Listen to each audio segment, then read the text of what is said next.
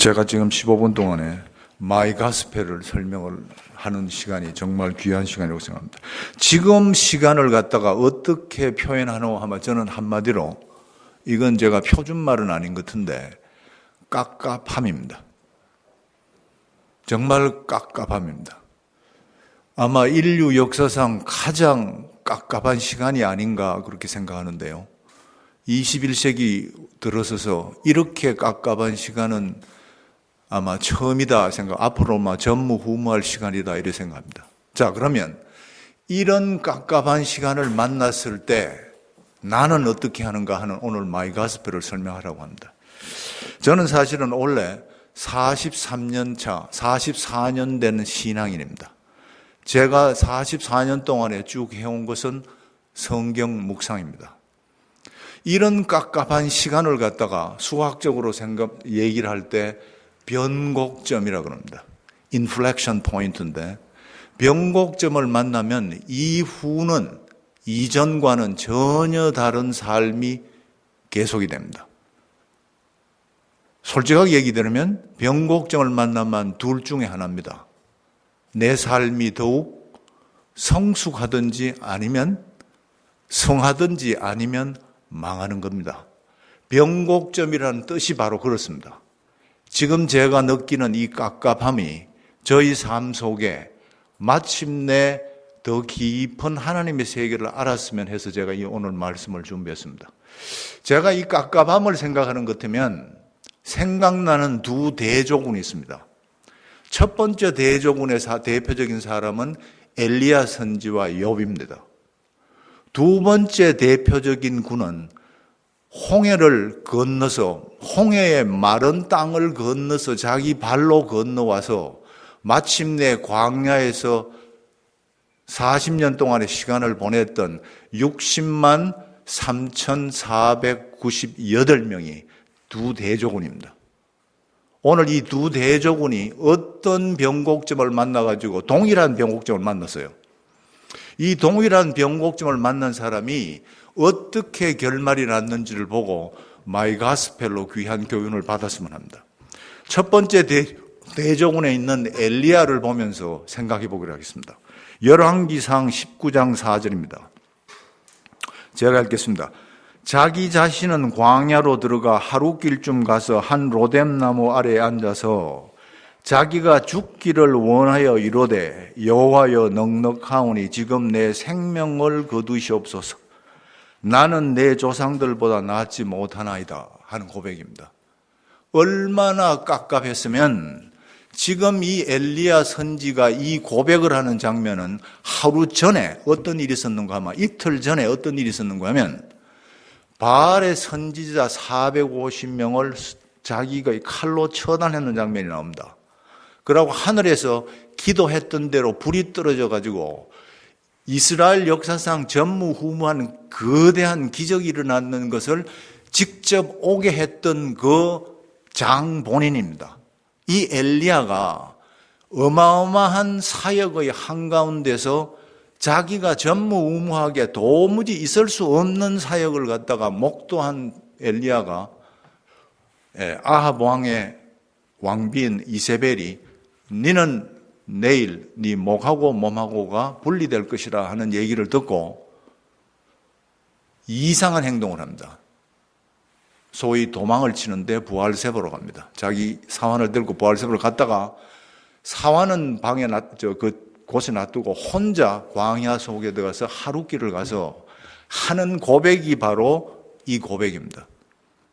쉽게 말하면 요즘 한국 사람들이 가장 OECD 국가에서 가장 많은 퍼센티지를 기록하는 자살이에요.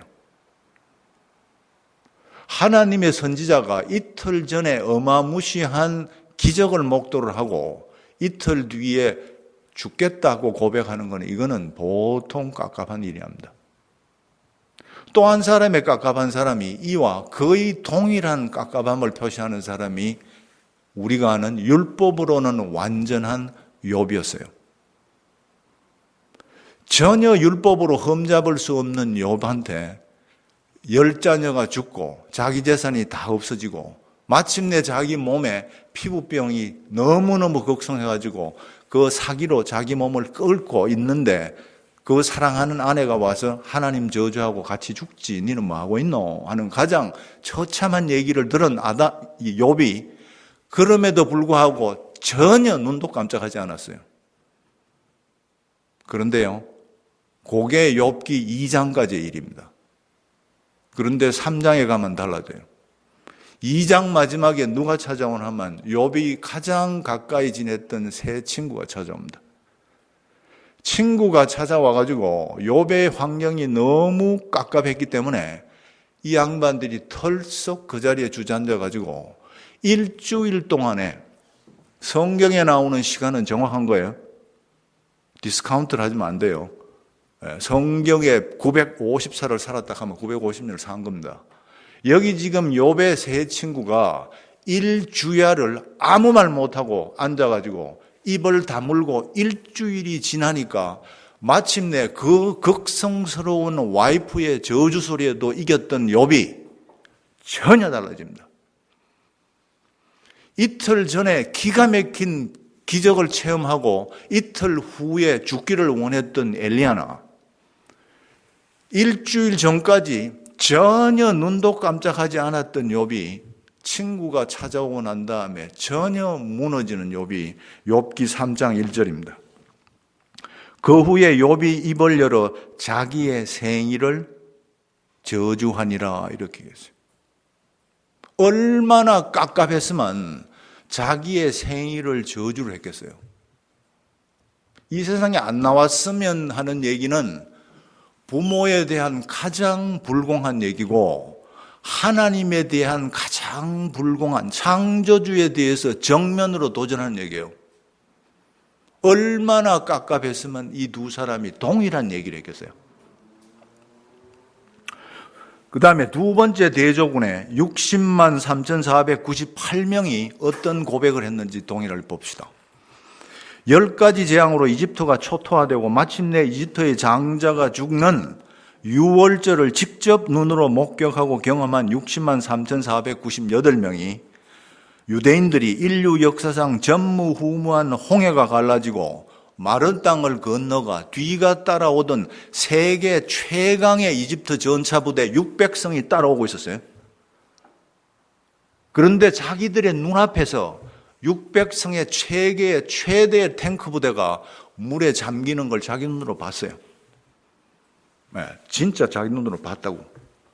보고 난 다음에 며칠 지나가 물이 떨어졌어요.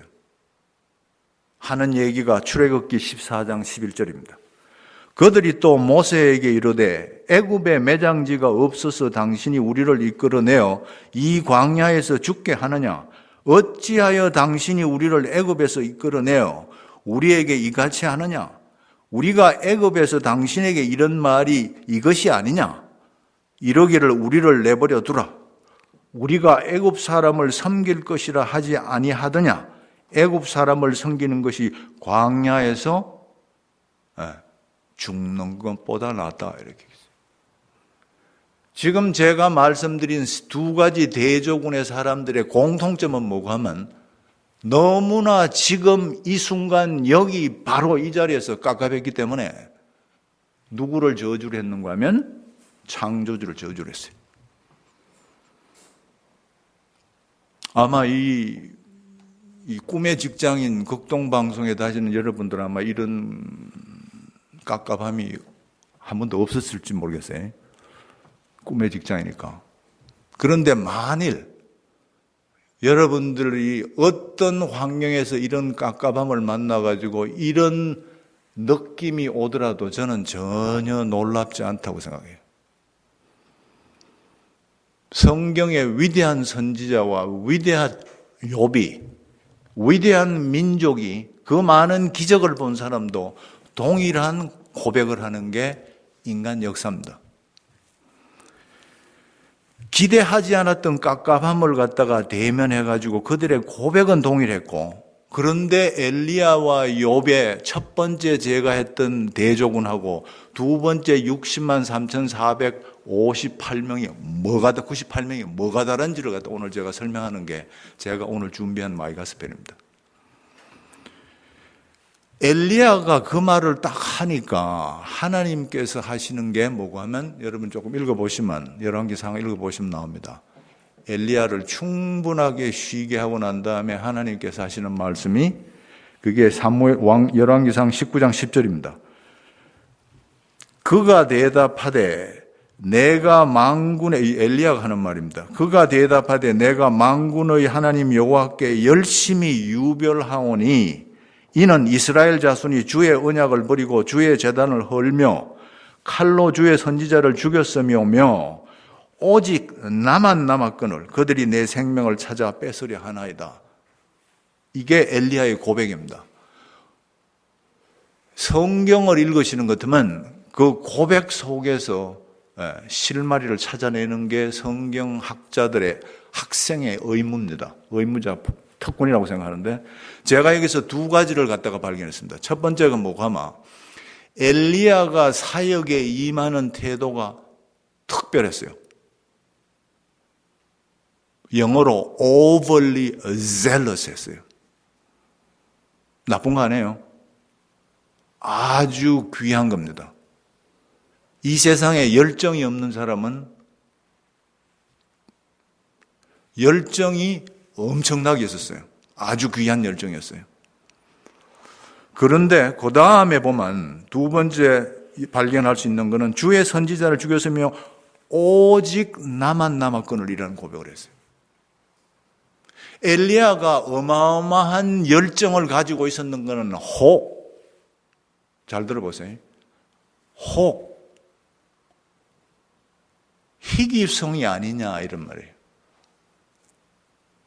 요즘 부동산 문제가 많은데 부동산의 가장 중요한 요소가 희귀성입니다.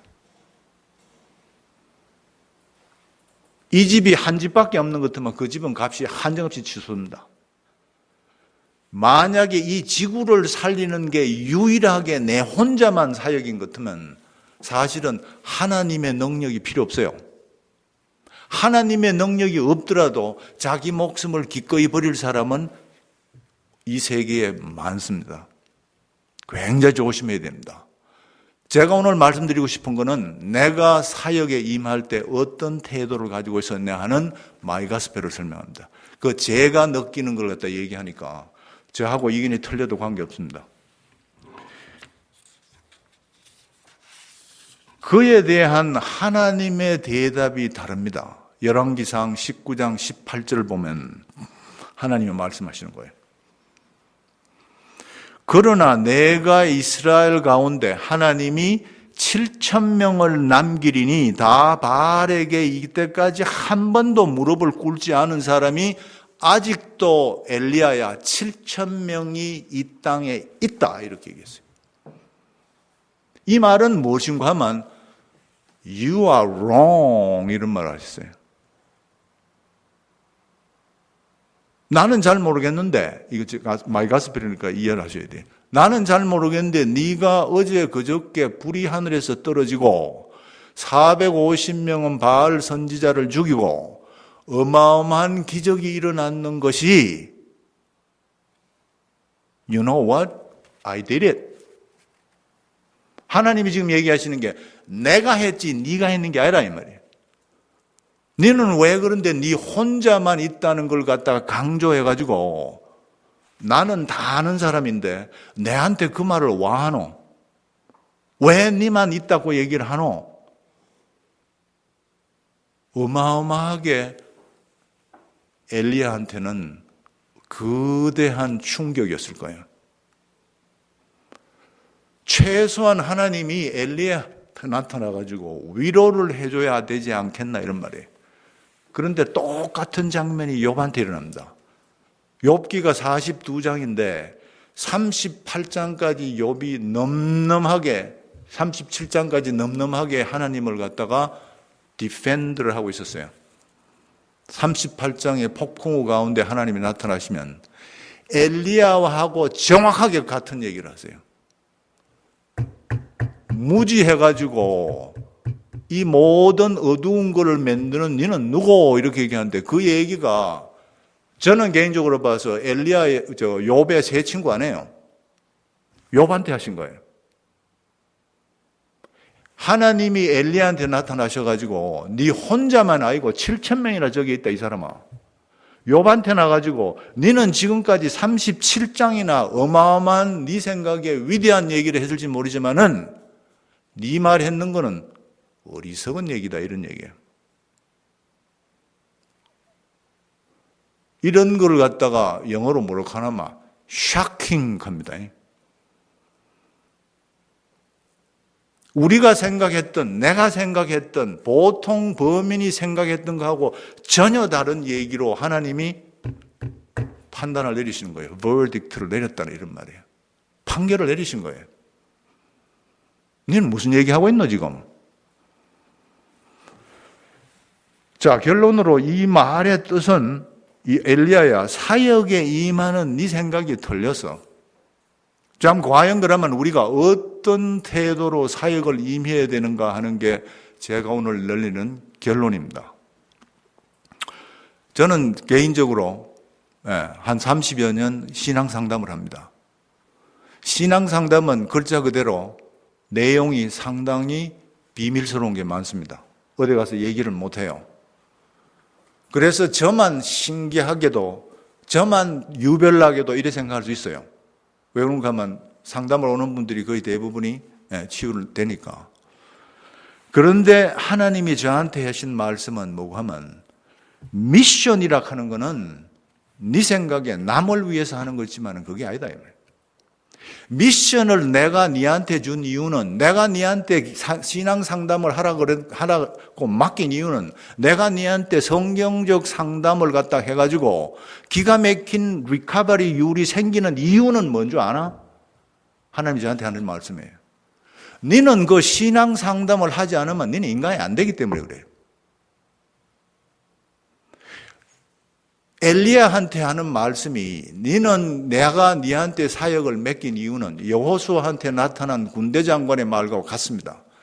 여리고 성을 진군할 때 하나님의 군대 장관이 나타나서 하는 말씀 기억하세요? 여호수아가 묻는 게 당신 편입니까? 내 편입니까? 저 편입니까? 얘기했을 때 군대 장관이 네 편도 저 편도 아니다. 나는 내 전쟁을 하러 왔지 내가 네 도와주려고 온 것도 아니다. 즉 하나님의 사역은 하나님이 하세요. 그러면 저의 역할은 뭐죠? 너는 내가 하는 일을 목격하고 증언을 해라. 이게 오늘 엘리야하고 욥한테 나타나서 하나님께서 하신 말씀이라고 생각돼요. 자, 그러면 여기서 결론을 내야 되는데, 그러면 엘리야와 욥하고 홍해를 건너서 광야에서 한 명도 없이 2명 빼놓고 60만 3,498명하고 뭐가 다르노 이런 말이죠. 광야에서 불순종으로 죽었던 사람하고 엘리야와 욥하고 다른 점이 뭐냐 이런 말이죠. 오늘 제 결론입니다. 바로 엘리야와 욥이 할 수 있었던 것은 바로 리자로 끝나는 행동과 태도와 말을 했다는 게 달라요. 한국말은 리자로 끝나는 게 별로 없어요. 리자로 끝나는 말은 많은데 리자로 시작하는 말은 별로 없어요. 그래서 제가 오늘 리자로 시작하는 한국말 비슷한 걸 갖다 해드릴 테니까 한번 묵상을 해보세요. 바로 리바운드입니다. 바로 리턴입니다. 바로 remember입니다. 바로 restore입니다. 바로 reset, 바로 renew입니다. regroup이고 마침내 redo를 할 수 있습니다.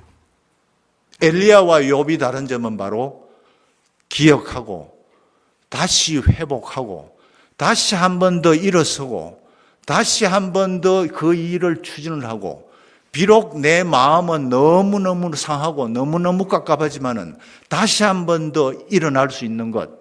저는 그게 성령님의 믿음의 하나님의 능력이라고 생각합니다. 우리가 갖추어야 될 것, 어마어마한 하나님의 역사를 갖다가 눈으로 목격하는 겁니다.